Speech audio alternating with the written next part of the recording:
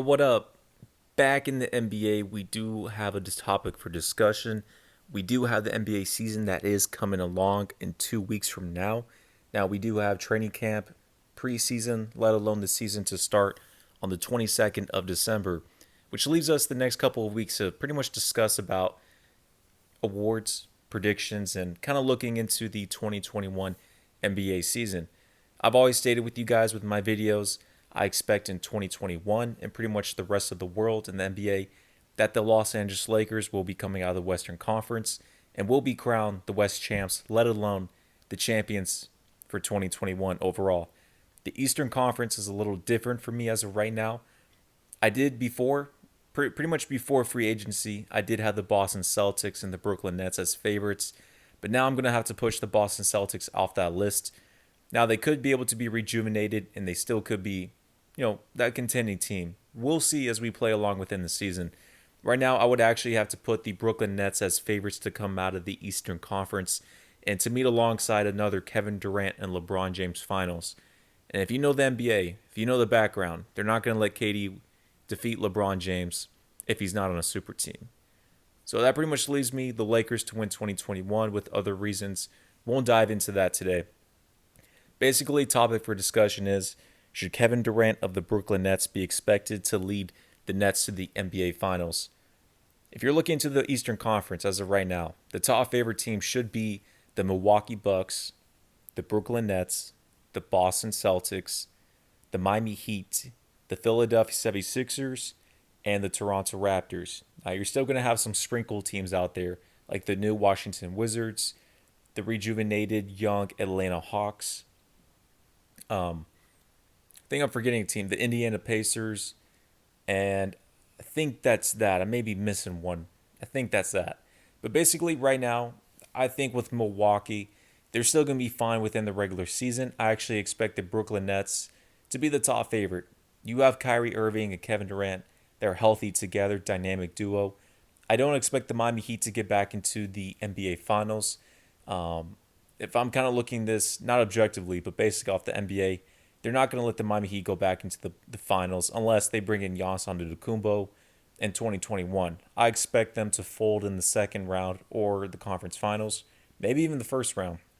I'm expecting more the first or second round, and they'll really push that narrative for Giannis Antetokounmpo. You got to keep your eye on that.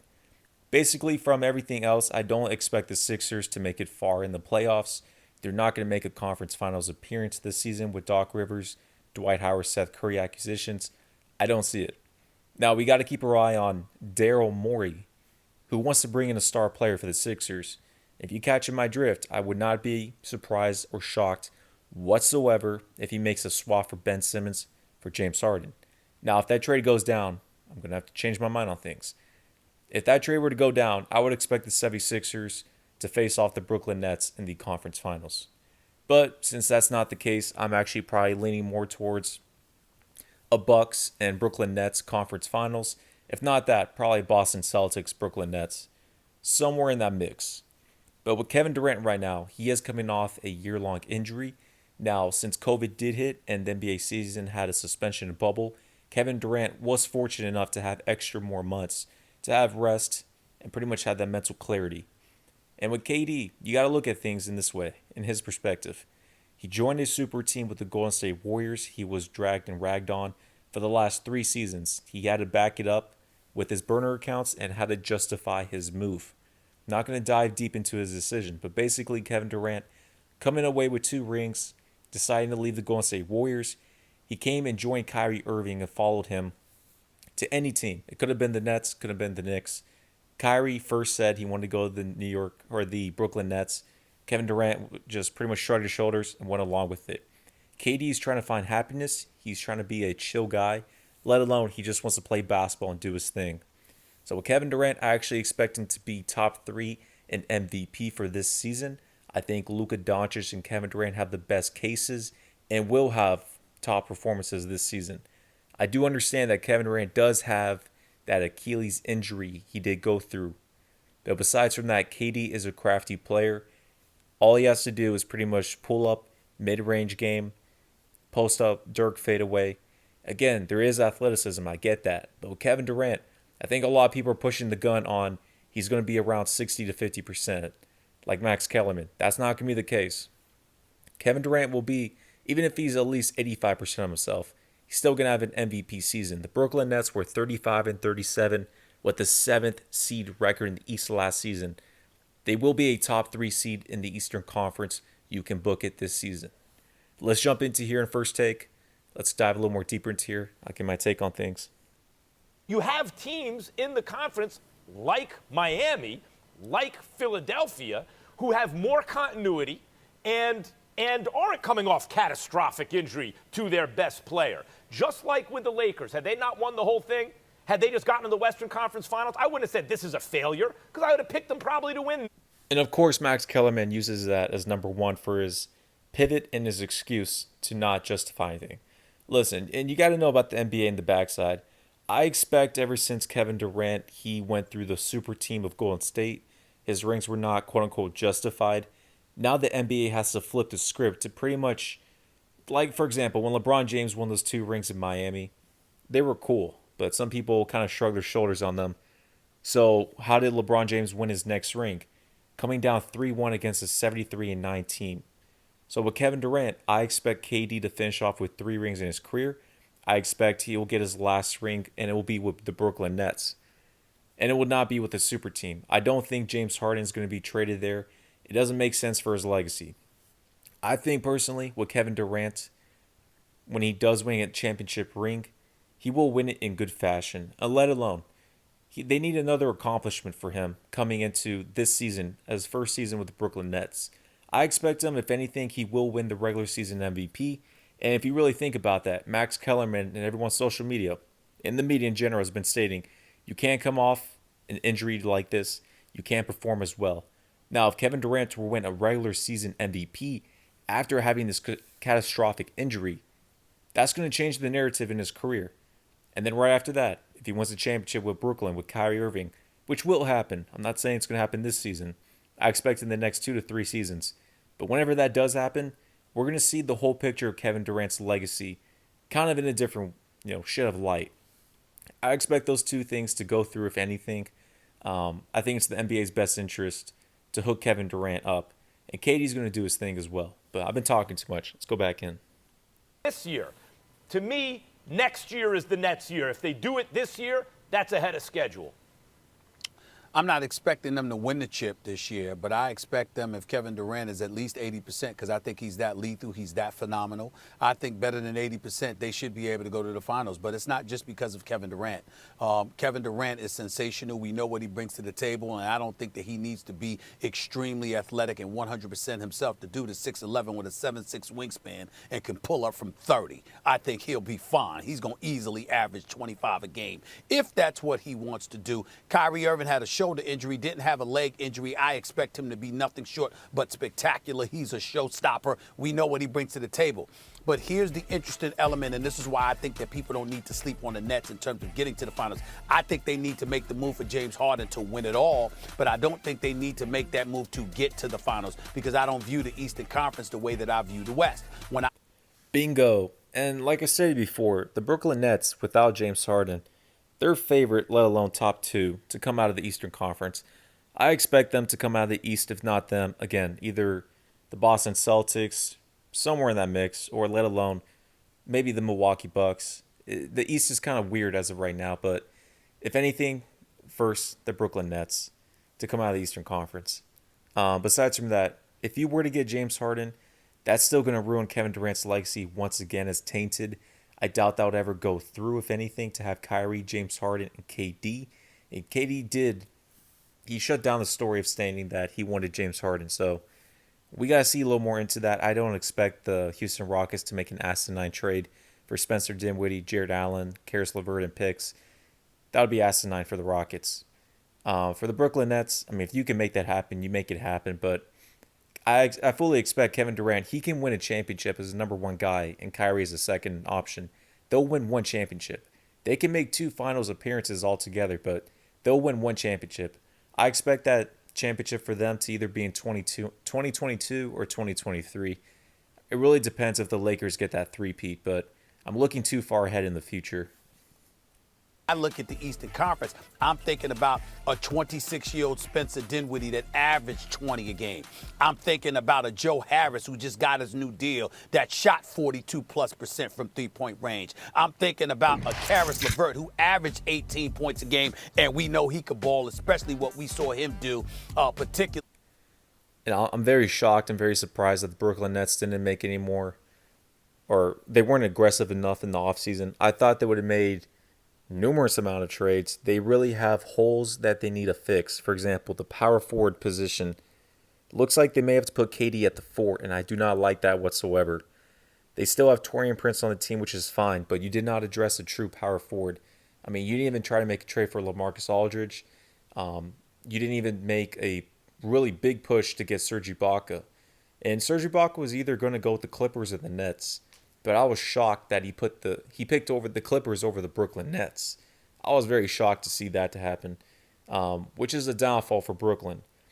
And I was kind of expecting, since Kyrie Irving had a bunch of interviews last season, one particularly was stating he mentioned the guys, to keep for next season, kind of along those lines. He didn't mention the younger guys. And I thought the Brooklyn Nets would kind of go in the direction to get a third star by trading away the younger guys, which can still be in play. But I think they're going to keep pretty much the roster as it is for this season. And again, within this roster in this season, you can still make the finals. You still can. But if anything, I expect the next season, 2022, they'll probably trade away those young guys or they'll make a bigger move. Because right now, you have too many young guys out there with Kyrie and KD and DeAndre Jordan. I don't like the flow too much of things. I kind of like it, but to win a championship, no. Looking into their bench, I actually expect DeAndre Jordan to start over Jarrett Allen. Kyrie Irving still will be at the 1. KD. I actually expect KD to be at the 3, Torian Prince at the 4, and then at the 2 you can have Karis LeVert. I'm not too crazy about their roster as of right now. I did like that you were able to pick up Jeff Green. Now, it's a very underrated role player, but still, it was a nice pickup. Besides that, there's really no other moves they made in free agency. So I'm batting my eye on that. You do have Steve Nash on his first year as a head coach. Now, I did like that you were able to bring in Mike D'Antoni as an assistant.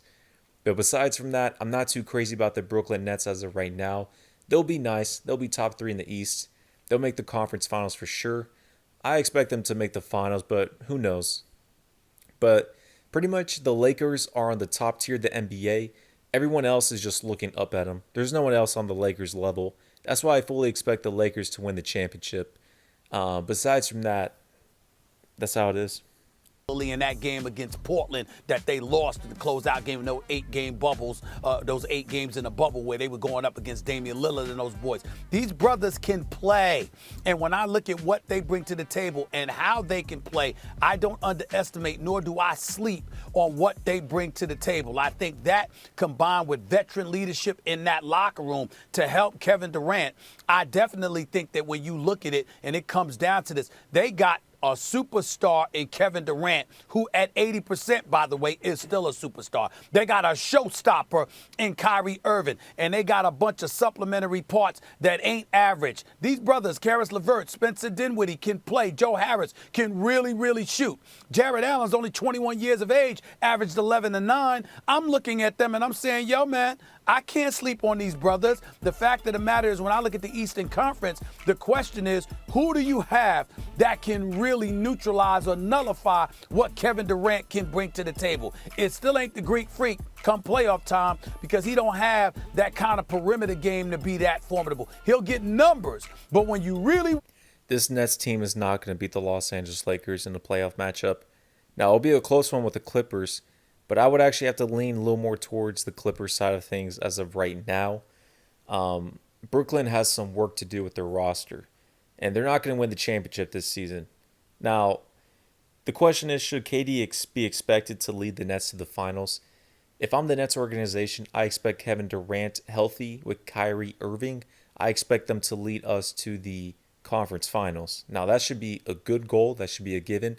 If I'm the GM and the Brooklyn Nets, I'm not expecting them to win a championship the first season. The conference finals is a good start. If they make the finals, even better. But in 2022, now it should be elevated to where that's pretty much your best shot to win the finals 2023 would be a little pushing it because that would be Kyrie Irving's pretty much fourth season and Kevin Durant's third season playing.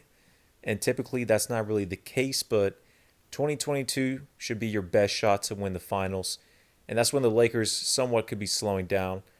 Now, it's a weird position for me because I expect LeBron to most likely get that three-peat. So that's in play. That may not be in play. I don't know about that part. But the Brooklyn Nets, they're going to win a championship. They will. Really need guys to do some things. I don't think he's that guy. And as much as I love Drew Holiday and as an elite of a defender as he is, and as great of a two-way player as he is, I think the Nets have enough weapons where that wouldn't be enough. If Kevin Durant is plus 80%, I believe the Brooklyn Nets should be in the finals. Yeah, and that's a good pick as of right now. And again, I'm going to state this. I would really like LaMarcus Aldridge to be on the Brooklyn Nets. I think he would be a perfect third option for them. The Nets don't need a wing. They do not need a guard to be a third option for them or a third star for them. LaMarcus Aldridge is perfect. He's 35 years of age. He's a veteran. He wants to win a championship. He can play somewhat of that Chris Bosh type role. He can play the 4 or 5. He can give you 15 to 20 points a night, if anything. If you need him to have a big performance, he can have it. He does not need that pressure on himself. I think that would be a perfect scenario to add him to the team. You can probably make to look a trade on the Brooklyn Nets, maybe Jarrett Allen, and let alone maybe Joe Harris and a pick or something along those lines to the Spurs. Because the Spurs are looking to rebuild, if anything. And they need to get DeMar DeRozan and LaMarcus Aldridge out of there. But if you're the Brooklyn Nets, if you can keep Karis LeVert pretty much in Spencer Dinwiddie, and you bring in LaMarcus Aldridge, now the Brooklyn Nets would for sure be coming out of the Eastern Conference. And again, Karis LeVert, he's going to be a great third option for the team either ways. But besides from that, I would still look for LaMarcus Aldridge. There could be another player out there, but to be a third option for a championship team like a Kevin Love, let alone a Chris Bosh type role, I just see LaMarcus Aldridge fitting perfectly in that role, in that scenario. But I've been talking too much about what I think as a GM. Let me jump in back. Yeah, I'd say if Kevin Durant's closer to his real self. I mean, at 80%, let's call it Paul George. Forget about exactly the game, the size, like how much value is 80% of KD. Let's call that Paul George. I look at Paul George, Kyrie Irving, and Look at Stephen A's face. He's like, this guy's on crack. Dang, man. Okay, that's a big hot take. I'm not going to jump too much into there. I mean, Paul George, 8% of KD. No, I wouldn't even put that there. Paul George has folded too many times in the playoffs. He's not efficient on a pull-up jumper, let alone scoring. Sometimes Paul George will pull up 13 points in a playoff game, 8 points, yada, yada. No, sir, not 80%, no.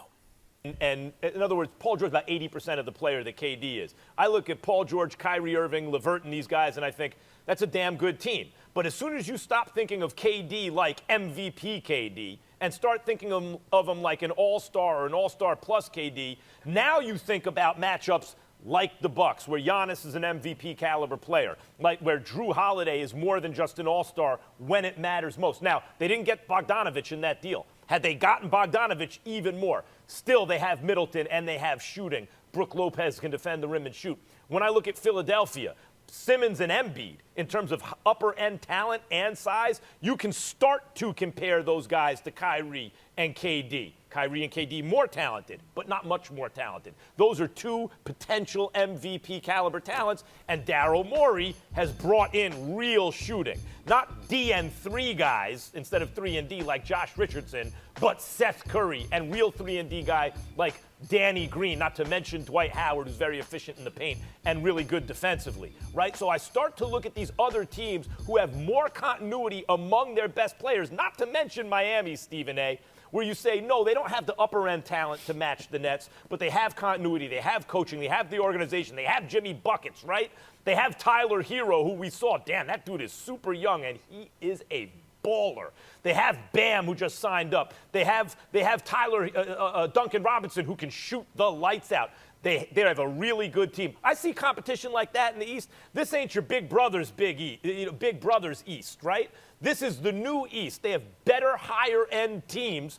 And KD coming off that injury, I'm just not going to assume that he gets to the finals. I'll assume they get to the conference finals. They'll be one of the two teams left. Yeah, and bingo again. I've stated pretty much to answer this question. I expect KD to get to the conference finals. If he does not, even though he has that injury, but with him, with Kyrie Irving and a pretty good supporting cast of young, good potential talent out there, you should make the conference finals. There should be no excuses for that. If you lose in the first round, of course, that's a disappointment, a fold. A second round, that should not be the case. But then again, you got to keep your eye out. The Milwaukee Bucks did lose in the second round this season to the Miami Heat. And the Philadelphia 76ers, even though they lost Ben Simmons, they were on a downtrend. So the East is opened, but let alone you can get bounced. I fully expect the Brooklyn Nets to come out of the Eastern Conference. But pretty much to have a goal, I expect them to be in the conference finals. Against the opposing team, I don't know who that opposing team could be. It could possibly be the Milwaukee Bucks. It could go against the Miami Heat. It could go, again, the Boston Celtics. I don't think the 76ers are there yet. If I'm going to have to put my money on it, it'll probably go against the Milwaukee Bucks or the Boston Celtics as of right now. Kyrie and KD, they'll make the conference finals. Personally, for me, I think they most likely will be in the NBA Finals. If it's not them, either the Bucks or Celtics. But as of right now, a good safe bet, conference finals, which should be good for everyone because everyone there should know they're not going to win the finals. Even though their goal should be to win the finals, but they're not going to beat the Lakers. And KD coming off this injury, now if he were to win the championship off this injury, that's top notch. But it's not going to happen. Ending in the East, but I'm not going to assume more than that.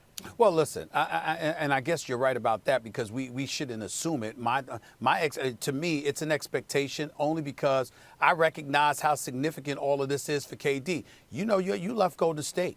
You went to Brooklyn.